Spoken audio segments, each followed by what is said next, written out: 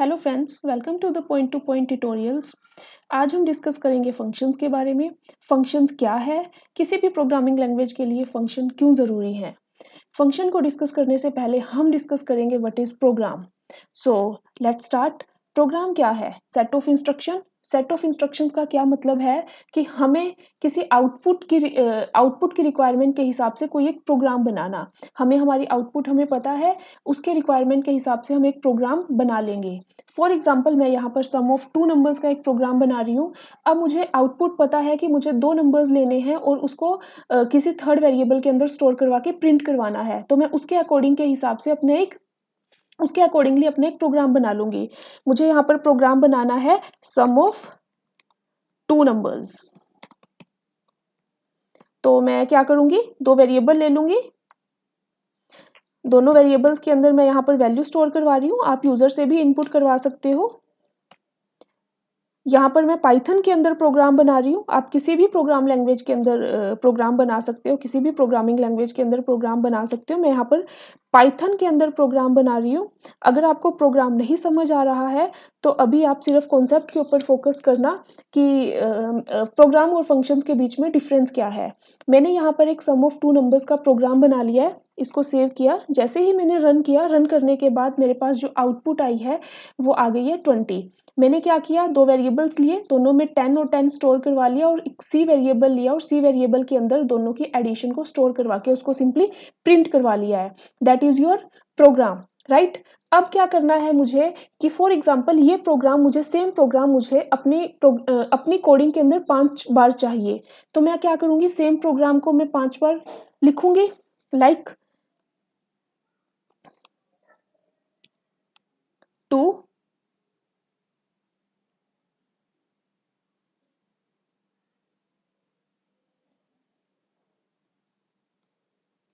To, 3, 4 and 5। Save किया program. दोबारा मैं इसको रन करूंगी तो जो मेरी आउटपुट है वो आउटपुट क्या आ जाएगी, 5 बार मेरे पास 20 आउटपुट आ गई है। ये देखिए आप, 5 बार मेरे पास 20 आउटपुट आ गई है। बट मेरी कोडिंग देखिए कितनी ज़्यादा बढ़ गई है, कितने ज़्यादा लाइन ऑफ कोडिंग हो चुकी है मेरी। अगर मेरा फॉर एग्जाम्पल इसके अंदर कोई एरर आ गया, फॉर एग्जाम्पल मेरा यहाँ पर कोई एरर आ गया, राइट, मेरा यहाँ पर एक एरर है, मैंने एक एरर यहाँ पर क्रिएट कर लिया है। जैसे ही मेरा यहाँ पर एरर आया तो उसने मुझे एक एरर डिफाइन कर दिया और नेक्स्ट वाली कोडिंग को उसने रन ही नहीं किया। उसने कहा कि जो नेम सी है वो नॉट डिफाइंड है। फॉर एग्जाम्पल, अब क्या करना पड़ेगा मुझे, वो रिमूव करना पड़ेगा। एरर रिमूव किया, दोबारा रन किया तो वही सेम आउटपुट आ जाएगी मेरे पास 20 टाइम्स। अभी तो मेरे पास सिर्फ यहीं पर एरर था। अगर यही एरर मेरा इस प्रोग्राम के अंदर भी होता, इस प्रोग्राम के अंदर भी होता और इस प्रोग्राम के अंदर भी होता, तो मुझे क्या करना पड़ता, वही सेम एरर मुझे 5 बार रिमूव करना पड़ता। तो मेरा एक तो टाइम यहाँ पर कंज्यूम हुआ एरर को रिमूव करने के लिए। दूसरा क्या हुआ, मेरी लाइन ऑफ कोडिंग बढ़ गई है और मुझे चेक करना पड़ेगा कि वही सेम कोडिंग मैंने अपने प्रोग्राम के अंदर कहाँ कहाँ लिखी है, ताकि अगर मुझे एरर भी रिमूव करना पड़े तो वो मुझे ईजिली मैं उसको रिमूव कर सकूँ। ये है आपका प्रोग्राम। प्रोग्राम के अंदर हमने कोई भी एक प्रोग्राम बनाएंगे, जैसे कि मैंने यहाँ पर एडिशन ऑफ टू नंबर्स का प्रोग्राम बनाया है। अगर वही सेम प्रोग्राम मुझे अपने प्रोग्राम के अंदर अपनी कोडिंग के अंदर 5 बार चाहिए तो मैं क्या करूँगी, उसको 5 बार अलग अलग लिख लूँगी, अलग अलग टाइम उसको लिख लूँगी और रन करवाऊँगी। पर इसमें डिसएडवांटेज क्या हुई इसकी, कि अगर मुझे वही प्रोग्राम के अंदर एरर आ गया तो एरर मुझे मल्टीपल टाइम रिमूव करने पड़ेंगे। जहाँ जहाँ पर भी वो कोडिंग है मुझे वहाँ वहाँ पर वो एरर रिमूव करने पड़ेंगे। तो इसका अल्टरनेट किसी भी प्रोग्राम लैंग्वेज ने हमें क्या दिया है कि हम प्रोग्राम की जगह हम क्या यूज करें, फंक्शन। जब भी हमारे पास कोई ऐसी सिचुएशन आए जहां पर हमें सेम कोडिंग बार बार रिपीट करनी पड़े, तो हम उस कोडिंग को रिपीट करने की बजाय क्या करेंगे, उसका एक फंक्शन बनाकर रख लेंगे और जहां पर भी हमें उसकी रिक्वायरमेंट हुई हम उस फंक्शन को क्या कर लेंगे, सिंपली कॉल कर लेंगे, जिससे हमारी लाइन ऑफ कोडिंग डिक्रीज हो जाएगी, कम हो जाएगी और हमारा प्रोग्राम बहुत ही छोटा बन जाएगा। फॉर एग्जाम्पल, मैं यही सेम एग्जाम्पल ले रही हूँ, बट इस एग्जाम्पल का मैं क्या करूंगी, एक फंक्शन बनाऊंगी। अभी मैं इसको कमेंट कर रही हूँ। मैंने इस पूरे प्रोग्राम को क्या कर दिया है, कमेंट कर दिया है और मैं इसका एक फंक्शन बना रही हूँ। मैं यहाँ पर पाइथन के अंदर फंक्शन बना रही हूँ, आप किसी भी प्रोग्राम लैंग्वेज के अंदर फंक्शन बना सकते हो। हर प्रोग्रामिंग लैंग्वेज के अंदर आपकी फंक्शन की डेफिनेशन सेम रहेगी, आपका सिर्फ सिंटैक्स के अंदर डिफरेंस आएगा। किसी प्रोग्राम लैंग्वेज के अंदर थोड़ा सा सिंटैक्स चेंज हो सकता है। अगर आप किसी भी प्रोग्रामिंग अगर आप सी की बात करें तो सी के अंदर आपका जो प्रोग्राम लिखने का सिंटैक्स है वो अलग हो सकता है। अगर आप जावा की बात करें तो उसमें अलग हो सकता है, पाइथन में वो थोड़ा सा अलग है। तो मैं यहाँ पर जो फंक्शंस हैं वो पाइथन के अंदर क्रिएट कर रही हूँ। तो फंक्शन बनाने के लिए मैंने यहाँ पर एक कीवर्ड लिया है, दैट इज़ अ डेफ, और कोई भी फंक्शन का नाम ले लिया है। यहाँ पर मेरा फंक्शन था एडिशन ऑफ 2 नंबर। तो आपके फंक्शन का जो नाम हो वो बहुत ही मीनिंगफुल नाम हो, ताकि अगर कोई अननोन पर्सन भी उसको देखे तो उसको पता चल जाए कि हाँ, इस चीज़ के रिगार्डिंग ये हमारा फंक्शन बना है। तो मैंने अपने फंक्शन का नाम क्या रखा है, सम। और जब भी मैंने फंक्शन को बनाया तो उसके बाद मैं क्या लगाऊंगी, यहाँ पर कोलन लगाऊंगी। अगर आपको प्रोग्राम नहीं समझ आ रहा तो आप इसको स्किप कर सकते हैं, आप सिर्फ अपने कॉन्सेप्ट के ऊपर फोकस करना कि प्रोग्राम और फंक्शन के अंदर क्या डिफरेंस है। अब मैंने क्या किया, यही सेम प्रोग्राम लिख रही हूँ मैं। 2 वेरिएबल लिए, 2 वेरिएबल्स के अंदर मैंने वैल्यू स्टोर करवा ली, और थर्ड वेरिएबल के अंदर उसकी वैल्यू स्टोर करवा के उसको सिंपली क्या करवा लिया, मैंने प्रिंट करवा लिया।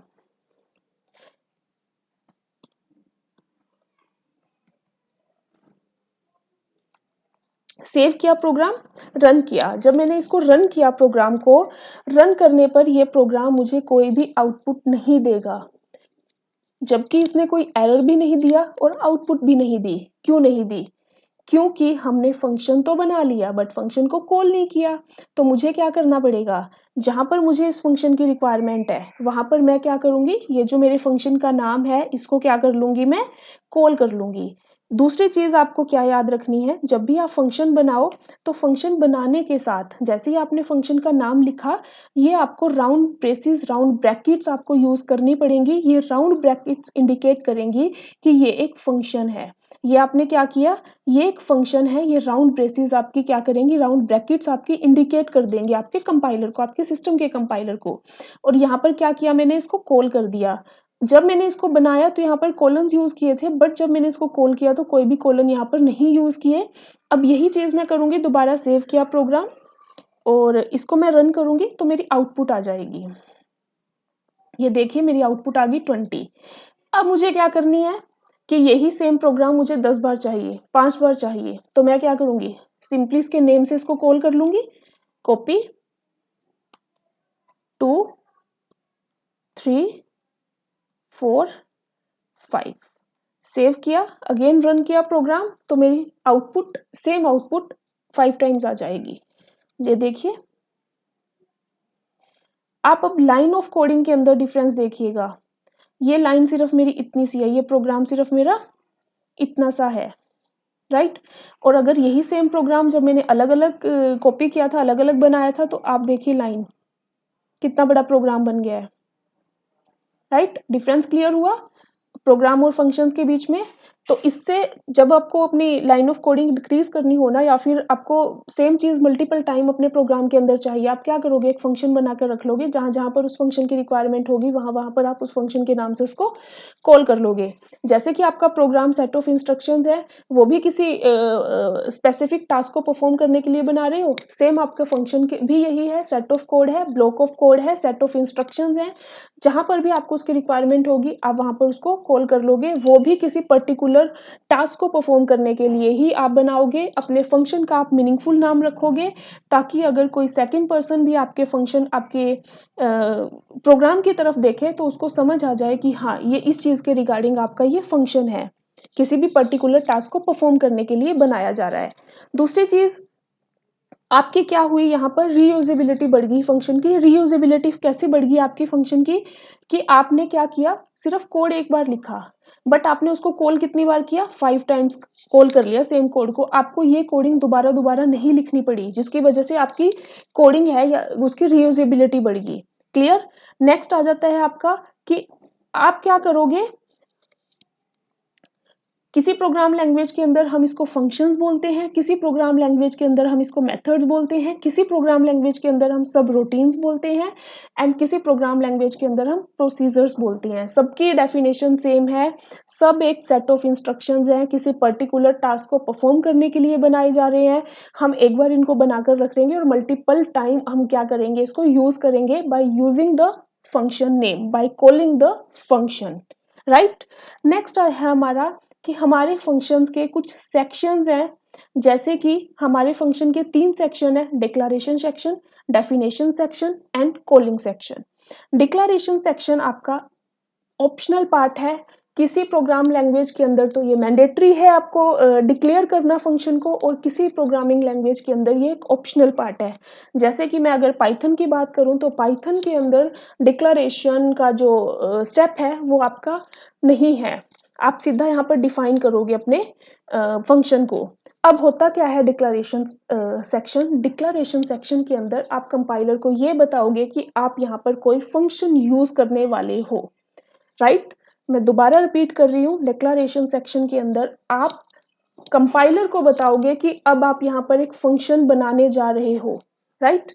और डेफिनेशन सेक्शन किसे बोलते हैं, डेफिनेशन सेक्शन है आपका कि उस फंक्शन के अंदर आपको क्या कोडिंग करनी है, उस फंक्शन के अंदर आपको क्या कोडिंग करनी है, क्या चाहिए, किस चीज के लिए आप वो फंक्शन बना रहे हो। और कॉलिंग सेक्शन इज जब आप उस फंक्शन को कॉल करो। अभी मैंने एक फंक्शन बनाया था सम ऑफ टू नंबर्स का, तो सम ऑफ टू नंबर्स के अंदर ये जो हमारा सेक्शन है, ये सारा सेक्शन क्या है आपका, डेफिनेशन सेक्शन।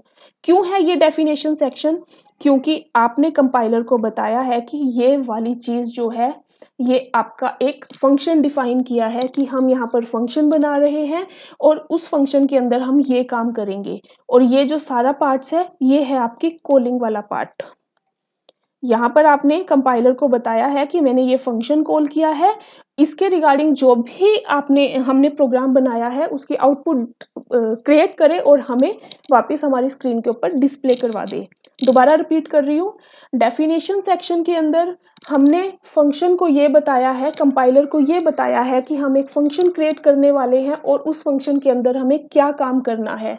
कॉलिंग सेक्शन के अंदर हमने ये बताया है कि अब हम किसी फंक्शन को कॉल कर रहे हैं। डिक्लेरेशन सेक्शन में हम सिर्फ कंपाइलर को ये बताएंगे कि हम कोई फंक्शन डिक्लेयर करने वाले हैं। अगर मैं सी की बात करूं तो ये वाली चीज आपकी डिक्लेरेशन सेक्शन के अंदर आ जाएगी कि मैंने कंपाइलर को ये बता दिया है कि मैं यहाँ पर फंक्शन को डिक्लेयर कर रही हूँ। और ये वाली चीज आ जाएगी आपकी डेफिनेशन के अंदर, इसके अंदर मैं ये बता रही हूँ कि ये प्रोग्राम किस चीज के लिए बनाना है। जैसे कि ये प्रोग्राम हमने बनाया है सम ऑफ टू नंबर्स के लिए, क्लियर। तो हर प्रोग्राम लैंग्वेज के अंदर आपका डिक्लेरेशन इंपॉर्टेंट नहीं है, एक ऑप्शनल पार्ट है, बट डेफिनेशन सेक्शन और कॉलिंग सेक्शन आपका इंपॉर्टेंट पार्ट है। ये दोनों आपको यूज करने पड़ेंगे, आपको कंपाइलर को बताना पड़ेगा फंक्शन डिफाइन कर रहे हो, उस फंक्शन के अंदर आप क्या कोडिंग करोगे, और कॉलिंग सेक्शन के अंदर आपको ये बताना पड़ेगा कि आप फंक्शन को कॉल करने वाले हो। एक चीज ये याद रखनी है, और दूसरी चीज आपको याद रखनी है, जैसे कि अभी हमने सम ऑफ टू नंबर्स का एक फंक्शन बनाया था, तो कुछ इस तरह से बनाया था। जब भी आप इसको रन करोगे तो कंपाइलर ये वाला सेक्शन क्या कर देगा, स्किप कर देगा, उसको ये वाला सेक्शन नहीं समझ आएगा कि ये क्या चीज है, वो प्रोग्राम को रन करना स्टार्ट करेगा यहाँ से। दोबारा रिपीट कर रही हूँ, जब भी आप अपने प्रोग्राम को रन करोगे ये सारा इंटरनल पार्ट है, आपको नहीं आपको सिर्फ उसकी आउटपुट दिखाई देगी, इंटरनली काम ये हो रहा है। आपने फंक्शन बनाया, जहां पर आपने फंक्शन को डिफाइन किया है, ये वाले पार्ट को कंपाइलर स्किप कर देगा। कंपाइलर उसको कंपाइल करना कहाँ से स्टार्ट करेगा, जहां से आपने उसको कॉल किया है। फंक्शन आपने यहाँ से कॉल किया, आपका प्रोग्राम यहाँ से रन होना स्टार्ट होगा। जैसे ही उसने देखा कि यहाँ पर कोई फंक्शन आपने कॉल किया गया है, तो उसके वो डेफिनेशन सेक्शन के ऊपर जाएगा, डेफिनेशन सेक्शन को वो रन करेगा। उसकी जो भी आउटपुट है, जैसे कि हमारी आउटपुट आई थी 20, तो ये 20 आउटपुट दोबारा वो रिटर्न करवा देगा और आपकी स्क्रीन के ऊपर शो करवा देगा। क्लियर कैसे काम करता है आपका फंक्शंस। नेक्स्ट आ जाते हैं हमारे एडवांटेजेस ऑफ फंक्शन। फंक्शन के क्या क्या एडवांटेजेस हैं। सबसे पहला एडवांटेज है हमारा रीयूजेबिलिटी। रीयूजेबिलिटी कैसे हो गई, कैसे हम बोल सकते हैं कि रीयूजेबिलिटी इसका एक एडवांटेज है।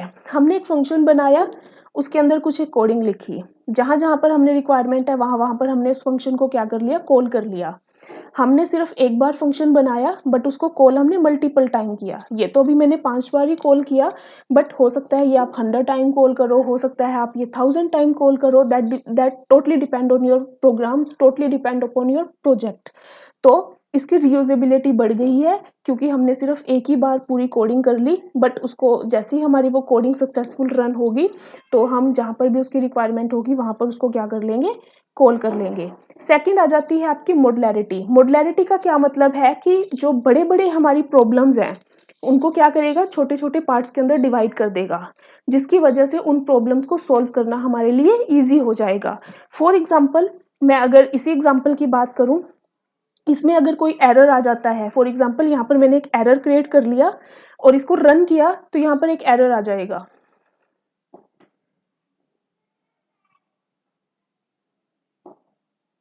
ये देखिए यहाँ पर एक एरर आ गया, दैट 2 एरर आ गए हैं कि सम जो आपने कॉल किया है ये भी गलत है क्योंकि आपने यहाँ पर ये नहीं बताया कि ये सी क्या चीज़ है। तो अब मुझे एरर आ गया मेरा यहाँ पर, तो वो एरर मुझे सिर्फ इसी प्रोग्राम के अंदर रिमूव करना है। जबकि यही चीज़ अगर मेरी सिंपल प्रोग्राम के अंदर आती, यही सेम चीज़ मेरी सिंपल प्रोग्राम के अंदर आती, तो मैंने जहाँ जहाँ पर प्रोग्राम बनाया है हो सकता था मुझे वहीं वहीं पर वो रिमूव करना पड़ता। तो मैं क्या करूँगी, अपने एरर को रिमूव करूँगी, रिमूव करने के बाद इसको दोबारा रन करूँगी तो मेरा प्रोग्राम सक्सेसफुली रन हो जाएगा। क्लियर? मैंने मेरा जो एरर आया वो मैंने एक ही बार में अपना रिमूव करके अपने प्रोग्राम को एरर फ्री कर लिया। तो इसकी वजह से है जो ये मॉड्युलैरिटी इसकी बढ़ गई है। ठीक है जी, डिबग करना आपको इजी हो गया। अगर आपको कोई एरर आया है आपके प्रोग्राम के अंदर तो वो आपको रिमूव करना इजी हो गया। नेक्स्ट आ जाता है आपका कोड ऑर्गेनाइजेशन। कोड ऑर्गेनाइजेशन का मतलब जब आपने बड़े प्रोग्राम को छोटे छोटे पार्ट्स के अंदर डिवाइड कर लिया तो आपके लिए ये इजी हो जाएगा उसको ऑर्गेनाइज करना, क्योंकि छोटे प्रोग्राम को ऑर्गेनाइज करना बहुत इजी है एज कम्पेयर टू बड़ा प्रोग्राम। नेक्स्ट आ जाता है आपका एब्स्ट्रैक्शन। एब्स्ट्रैक्शन का क्या मतलब है कि कोई भी ऐसा फंक्शन है, जैसे कि हमने ये बनाया है फंक्शन, अगर मैं कोई बिल्ट इन फंक्शन की बात करूं, जैसे ये प्रिंट है, प्रिंट आपका बिल्ट इन फंक्शन है। मुझे सिर्फ ये पता है कि स्क्रीन के ऊपर कुछ भी अगर प्रिंट करवाना है, कोई स्टेटमेंट प्रिंट करवानी है, तो उसके लिए मैं यहाँ क्या यूज़ करूँगी, प्रिंट फंक्शन। इसके अलावा मुझे इसकी कोडिंग के बारे में कुछ नहीं पता, कैसे ये फंक्शन बना है नहीं पता, मुझे सिर्फ प्रिंट के बारे में पता है। अगर मैं ऐसी सी की बात करूं तो सी के अंदर print F, scan F, main, मुझे सिर्फ ये पता है कि प्रिंट एफ कहाँ यूज़ करना है, स्कैन एफ कहाँ यूज़ करना है, मेन फंक्शन कहाँ यूज़ करना है, बट मुझे उसके पीछे की कोडिंग नहीं पता। इसके ऊपर आपका एब्स्ट्रैक्शन कॉन्सेप्ट लगाया गया है कि आपके जितनी इंफॉर्मेशन आपके लिए ज़रूरी है आपको सिर्फ उतनी ही शो होगी, अदरवाइज आपको कोई इंफॉर्मेशन नहीं शो होगी। क्लियर? नेक्स्ट है आपका reduce code redundancy. Reduce code redundancy का मतलब कि डुप्लीकेशन आने के चांसेस नहीं है। क्यों नहीं है डुप्लीकेशन आने के चांसेस? क्योंकि हमने कोडिंग ही एक ही बार की है, यहाँ पर सिर्फ हमने एक बार कोडिंग किया तो डुप्लीकेशन नहीं आएगी। मुझे जहाँ पर ज़रूरत होगी मैं इस फंक्शन को दोबारा दोबारा वहाँ पर कॉल कर लूँगी। अगर मैं सिंपल प्रोग्राम की बात करूँ तो ये देखिए, सेम प्रोग्राम मैंने यहाँ पर बनाया, सेम प्रोग्राम मैंने यहाँ पर बनाया, सेम प्रोग्राम मैंने यहाँ पर बनाया, तो मेरी रिडंडेंसी बढ़ गई। हो सकता है जो डुप्लीकेसी यहाँ हो ये एक डुप्लीकेसी होगी, दोबारा रिपीट किया तो 2 डुप्लीकेसी होगी, राइट? तो ये चीज़ हमारी फंक्शन के अंदर नहीं है, ये चीज़ हमने फंक्शन के थ्रू रिमूव करने की कोशिश की है। Next and last is facilitate calibration. Facilitate calibration का मतलब क्या है? जब आप किसी कंपनी में काम करते हो, वहाँ पर किसी प्रोजेक्ट के ऊपर काम करते हो, तो उस प्रोजेक्ट के अंदर बहुत सारे फंक्शंस यूज़ होंगे। तो ऐसा नहीं है कि एक टीम एक ही फंक्शन के ऊपर काम कर रही है। वहाँ पर आपका क्या है, उस प्रोजेक्ट के ऊपर पता नहीं कितने पर्सन्स काम कर रहे हैं, कितने एम्प्लॉयज़ काम कर रहे हैं। तो ऐसा नहीं है कि एक पर्सन की वजह से आपका प्रोजेक्ट रुक जाए। आपके पास वहाँ पर आप अपने प्रोजेक्ट को जब डिवाइड करोगे तो वो जो टास्क है, आप बड़ा टास्क को छोटे छोटे टास्क के अंदर डिवाइड कर दोगे और उसको ईजिली मैनेज कर पाओगे। उसको ईजिली हम क्या कर पाएंगे, मल्टीपल डेवलपर्स के साथ सेम टाइम पर काम कर पाएंगे। तो आई होप आपको एडवांटेजेस ऑफ फंक्शंस क्लियर हो गए होंगे। नेक्स्ट टॉपिक है हमारा types of function. There are 2 types of function. First is built in function जिसको हम लाइब्रेरी फंक्शन भी बोलते हैं, and second one is your user defined function. Built in function कौन से होते हैं, जैसे कि अभी हमने एक फंक्शन बनाया था यहाँ पर ये सम ऑफ टू नंबर्स का, और यहाँ पर हमने प्रिंट यूज़ किया था। प्रिंट आपका क्या है, बिल्ट इन फंक्शन है, प्री एग्जिस्टिंग फंक्शन है, प्री डिफाइंड फंक्शन है। हमें सिर्फ इसके बारे में ये पता है कि ये स्क्रीन पर कुछ भी स्टेटमेंट को प्रिंट करवाने के लिए लगाया गया है, अदरवाइज हमें नहीं पता ये प्रिंट का कोडिंग क्या है। ये आपका प्री डिफाइंड फंक्शन है, ये आपका क्या है, बिल्ट इन फंक्शन है। बहुत सारे आपको बिल्ट इन फंक्शन मिल जाएंगे। And next one is your user defined function. जैसे कि मैंने ये पूरा का पूरा एक फंक्शन खुद बनाया है अपने रिक्वायरमेंट के हिसाब से।